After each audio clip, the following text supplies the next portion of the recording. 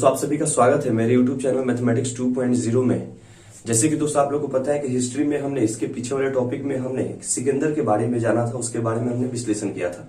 आज का जो हमारा विश्लेषण है यह मौर्य साम्राज्य के बारे में है, अर्थात मौर्य वंश के बारे में है और इसके संस्थापक रहे चंद्रगुप्त मौर्य के बारे में है। दोस्तों वीडियो शुरू करने से पहले मैं आपको बता दूं कि यदि आपने पिछले वीडियो को मिस कर दिया है, आपने नहीं देखा है, तो इसी वीडियो के डिस्क्रिप्शन बॉक्स में मैं इस वीडियो का लिंक दे दूंगा, आप उसे देख लीजिएगा।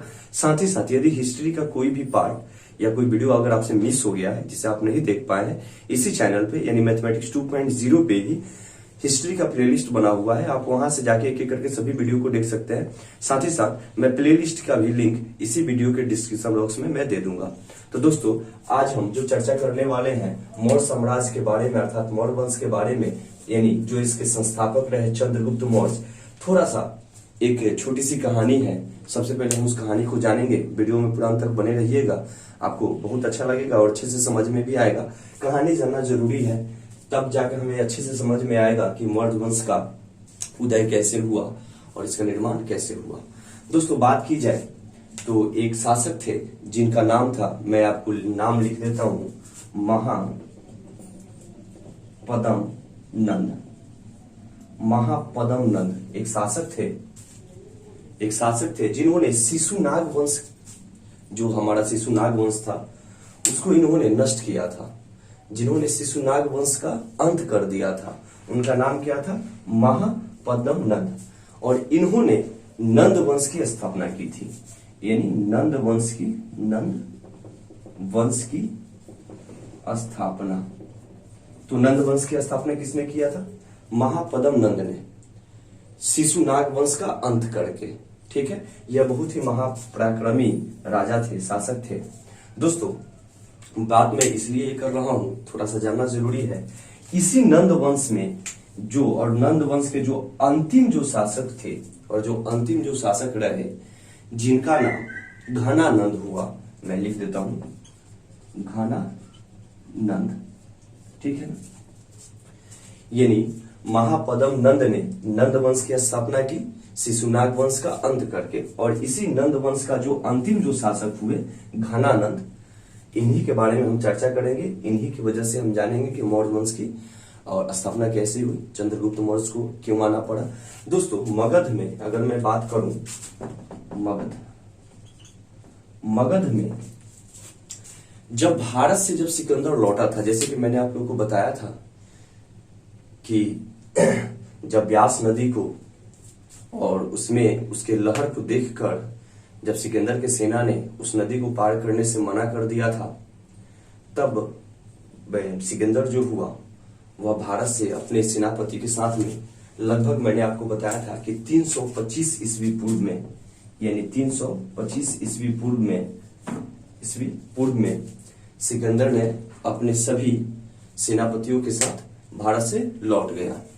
सिकंदर के लौटते ही मगध में जो घनानंद जो हुए, जो नंद वंश के अंतिम जो राजा थे घनानंद, इन्होंने पूरे साम्राज्य में उथल पुथल मचाकर रख दिया, क्रूरता दिखाना शुरू कर दिया, लोगों को कष्ट देना शुरू कर दिया।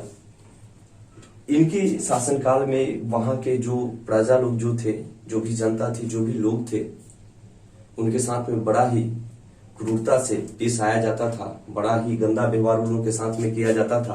कोई भी खुश नहीं थे इस घनानंद के शासन से, जिस वजह से अगर मैं बात करूं तो चाणक्य की सहायता से, एक चाणक्य थे जिसके बारे में भी मैं चर्चा करूंगा, इन्हीं चाणक्य की सहायता से चंद्रगुप्त मौर्य ने घनानंद के ऊपर, अर्थात मगध के ऊपर आक्रमण कर दिया। और क्योंकि जो लोग जो थे इनके शासन काल में, इनके शासक जब तक ये शासन किए, जैसे कि मैं अभी आपको बताया कि बड़ा ही इनके साम्राज्य में उथल फुथल मचा के रखा गया था। बड़ा ही माने जो जनता थी, जो वहां की जो प्रजा थी, उनके साथ में बहुत ही क्रूरता से पेश आया जाता था। कोई भी जनता खुश नहीं थी। इसको देखकर चाणक्य ने अपनी बुद्धि से, या उसको कहिए जो कुछ भी आप समझ सकते हैं, जब दो लोगों के बीच में कोई अगर मतभेद होता है तो फिर तीसरा आदमी उसमें कैसे अपना लाभ देखता है, उसी को देख के इन्होंने चंद्रगुप्त को एक मैसेज दिया, एक सूचना दिया। जिससे चंद्रगुप्त मौर्य ने घनानंद के ऊपर आक्रमण कर दिया तथा इनको हराकर मगध वंश का नाम खत्म करके तथा मगध वंश का अंत करके इन्होंने मौर्य साम्राज्य वंश की स्थापना की। तो अब आपको समझ में आ गया होगा कि घनानंद को हराकर मगध पर मौर्य वंश की स्थापना चंद्रगुप्त मौर्य ने कर दी तथा 323 ईस्वी पूर्व में, ध्यान रखिएगा, 323 ईस्वी पूर्व में मगध की गद्दी पे चंद्रगुप्त बैठे। साथ ही साथ अगर चंद्रगुप्त मौर्य की जन्म की बात की जाए तो इनका जन्म 345 ईस्वी पूर्व में हुआ था। साथ ही साथ दोस्तों इनके जो गुरु जी हुए, यानी जो चंद्रगुप्त मौर्य के जो गुरु जी हुए, उनमें एक विष्णुगुप्त थे, एक कौटिल्य थे और एक चाणक्य थे। और मैं दोस्तों बताना चाहूंगा कि इन्हीं चाणक्य को जिनकी सहायता से ये घनानंद को हराए थे, यानी चाणक्य की सहायता से चंद्रगुप्त मौर्य घनानंद को हराए तथा मौर्य वंश की स्थापना किया। तो इन्हीं चाणक्य को, अपने इस गुरु को, तीसरे गुरु को इन्होंने अपने राज्य का प्रधानमंत्री बनाया, अपने साम्राज्य का प्रधानमंत्री बनाया। साथ ही साथ दोस्तों मैं आगे बता दूं, आप लोग को ध्यान में रखना होगा कि चंद्रगुप्त मौर्य ने किनको प्रधानमंत्री बनाया था, तो अपने गुरु चाणक्य को, ध्यान में रखिएगा। साथ ही साथ आगे की बात की जाए दोस्तों तो जैन धर्म को मानने वाले जो सबसे अच्छे जो शख्स थे वो चंद्रगुप्त मौर्य ही थे, अर्थात यह जैन धर्म को मानने वाले थे, यानी चंद्रगुप्त मौर्य जैन धर्म को मानने वाले थे। साथ ही साथ दोस्तों आगे की बात की जाए तो 305 ईस्वी पूर्व में सिकंदर का सेनापति सेल्यूकस निकेटर, जिसके बारे में सिकंदर के समय में, जब मैंने सिकंदर के बारे में आपको चर्चा किया था, उस समय मैंने सेल्यूकस निकेटर के बारे में बताया था कि ये सिकंदर के सेनापति था।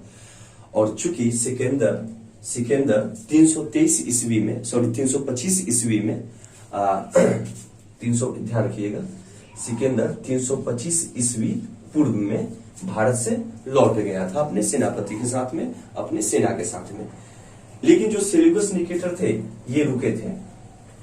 तो सिकंदर के सेनापति सेल्यूकस निकेटर को फिर 305 ईस्वी में चंद्रगुप्त मौर्य ने हराया। अर्थात 305 ईस्वी में जो युद्ध हुआ चंद्रगुप्त मौर्य और सेल्यूकस निकेटर के बीच, इसमें चंद्रगुप्त मौर्य ने सेल्यूकस निकेटर को हरा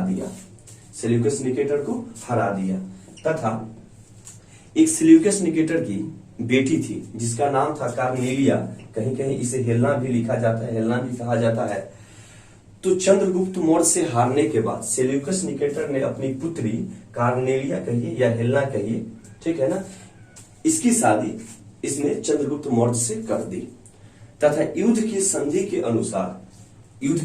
के अनुसार यही सेनापति यानी सेल्यूकस निकेटर ने, यानी सिकंदर के सेनापति सेल्यूकस निकेटर ने चंद्रगुप्त मौर्य को 4 क्षेत्र दिए, जिसमें एक था काबुल, दूसरा था कंधार, तीसरा था हेरात तथा चौथा था मकरान। उम्मीद है कि आपको अच्छे से समझ में आ रहा होगा। साथ ही साथ दोस्तों आगे की अगर बात की जाए तो जो सेल्यूकस निकेटर और जो चंद्रगुप्त मौर्य का जो युद्ध हुआ, जो युद्ध 305 ईस्वी पूर्व में हुआ था, इस युद्ध का वर्णन, साथ ही साथ इनकी बेटी यानी सेल्यूकस निकेटर की बेटी कार्नेलिया से चंद्रगुप्त मौर्य की शादी का वर्णन एपियानस नामक एक आदमी ने किया।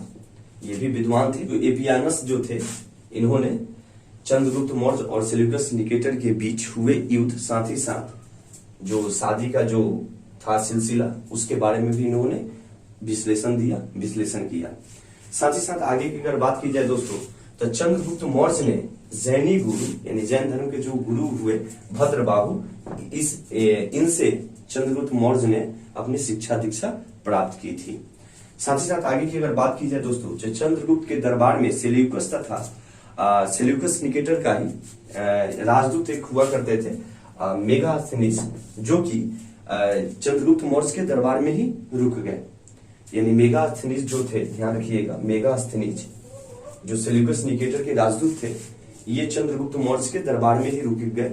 साथ ही साथ इन्होंने यानी मेगास्थनीज ने इंडिका नामक पुस्तक की रचना की, ध्यान रखिएगा, इंडिका नामक पुस्तक की रचना की, और इसमें इन्होंने भारत के जो हमारा राजनीतिक जो होता है यानी भारतीय राजनीति और साथ ही साथ उसकी स्थिति और उस समय का जो तत्कालीन जो भी वहां की जो घटना थी उन्होंने इसमें उसका विश्लेषण किया था। साथ ही साथ आगे की अगर बात की जाए दोस्तों तो चंद्रगुप्त ने पाटलिपुत्र को ही अपना राजधानी बनाया था, यानी चंद्रगुप्त मौर्य ने पाटलिपुत्र को ही अपनी राजधानी बनाई थी। और साथ ही साथ मैं आपको एक बात बता दूंगा दोस्तों कि पाटलिपुत्र को हम उस समय इतिहास में और कहीं कहीं आज भी इतिहास में आप लोग को लिखा हुआ मिल जाएगा। मैं आपको बताना चाहूंगा कि पाटलिपुत्र को उस समय पालिमबोथरा के नाम से जाना जाता था। आप लोग ध्यान रखिएगा, यहाँ पे मैं लिख देता हूं पालिमबोथरा, ठीक है ना, पालिमबोथरा। यहां तक आप लोग को दिखाई दे रहे हैं ना? हाँ, तो उस समय पाटलिपुत्र को हम पालिमबोथरा के नाम से जानते थे। साथ ही साथ आगे की अगर बात की जाए दोस्तों तो चंद्रगुप्त मौर्य ने सौराष्ट्र के गवर्नर पुष्यभूति के द्वारा, ध्यान रखिएगा, पुष्यभूति के द्वारा सुदर्शन झील का निर्माण करवाया था। और साथ ही साथ मैं आपको बता दूं कि चंद्रगुप्त मौर्य दानी भी थे। ये जो उस समय के जो शिल्पकार जो हुआ करते थे उनको ये बहुत ज्यादा उपहार दिया करते थे, बहुत ज्यादा गिफ्ट दिया करते थे। आगे की अगर बात की जाए दोस्तों तो भारतीय इतिहास का प्रथम महान सम्राट, अगर बात की जाएगी भारतीय इतिहास का प्रथम महान सम्राट किसे कहा जाता है तो आपका जवाब होना चाहिए चंद्रगुप्त मौर्य को, यानी चंद्रगुप्त मौर्य को ही भारतीय इतिहास का प्रथम महान सम्राट कहा जाता है। आगे की अगर बात की जाए दोस्तों तो चंद्रगुप्त मौर्य ने 24 वर्षों तक सफलतापूर्वक शासन किया और इन्होंने बहुत अच्छे से शासन किया। इन्होंने नंद वंश का जो अंतिम जो राजा था घनानंद, इसके जैसा इन्होंने शासन नहीं किया, क्योंकि घनानंद बहुत ही क्रूर शासक था। इसने वहां के आम जनता को यानी मगध के जनता को जीना हराम कर दिया था। उनके साथ में बहुत ही गंदा व्यवहार किया जाता था, बहुत ही क्रूरता से पेश आया जाता था। और ये घटना कब घटी थी? जब 325 ईस्वी पूर्व में, मैं यहाँ पे लिख दिया हूँ 325 ईस्वी पूर्व में, जब सिकंदर भारत से लौट गया था उसके बाद की घटना। मैं आपको एक बात भी बताना चाहूंगा, यह वही घनानंद है, आप लोग को ध्यान में रखना चाहिए, जिसने सिकंदर को, मतलब उसको आप कहिए कि चढ़ाकर बढ़ाकर या कुछ सिखाकर, इसने भारत के पश्चिमी और उत्तरी इलाकों में आक्रमण करवाया था। तो भारत के पश्चिमी और उत्तरी इलाकों में जिसने आक्रमण करवाया था, और आक्रमण करने वाला कौन था? तो सिकंदर था। किसने करवाया था सिकंदर से बोलकर? तो घनानंद ने ही करवाया था। घनानंद कौन था? नंद वंश का अंतिम शासक था, ठीक है ना। और इसी घनानंद को चंद्रगुप्त मौर्य ने हराकर मगध में मौर्य वंश की स्थापना की थी। ठीक है, उम्मीद है दोस्तों कि आपको रिवीजन भी हो गया, याद भी हो गया। तो ये घनानंद के बारे में आप समझ पा रहे होंगे कि कितना क्रूर शासक था। ठीक है, तो इन्होंने 24 वर्षों तक अपना शासन जो था बहुत ही सफलतापूर्वक शासन किया। 298 ईस्वी में इनकी मृत्यु हो जाती है। ध्यान रखिएगा, चंद्रगुप्त मौर्य की मृत्यु 298 ईस्वी में, ठीक है ना, श्रवणबेलगोला में जो कर्नाटक में है वहीं पे इनकी मृत्यु हो जाती है, क्योंकि अंतिम समय में यह श्रवणबेलगोला में चले गए थे और वहां पे जैन परंपरा के तहत, यहाँ पे मैं लिख भी दिया हूँ, जैन परंपरा के तहत उपवास के क्रम में इनकी मृत्यु हो गई। उस समय जब इनकी मृत्यु हुई वो था साल 298 ईस्वी पूर्व में। तो ध्यान रखिएगा, चंद्रगुप्त की मृत्यु 298 ईस्वी पूर्व में श्रवणबेलगोला, और श्रवणबेलगोला कहाँ है? कर्नाटक में है। वहां पे चंद्रगुप्त मौर्य की 298 ईस्वी में मृत्यु हो जाती है। अब इसके बाद दोस्तों जो हम चर्चा करेंगे, जो आगे का जो हमारा विश्लेषण होने वाला है, हम बिंदुसार के बारे में चर्चा करेंगे और उनके बारे में विश्लेषण करेंगे। उम्मीद है कि आपको अच्छे से समझ में आ गया होगा। अगर किसी प्रकार की समस्या होगी तो आप कमेंट बॉक्स में जरूर बताइएगा।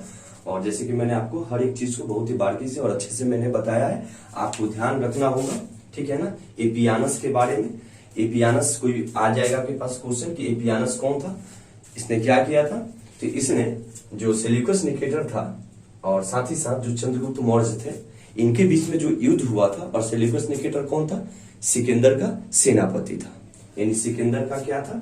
वह सेनापति था। कौन था? Seleucus Nicator.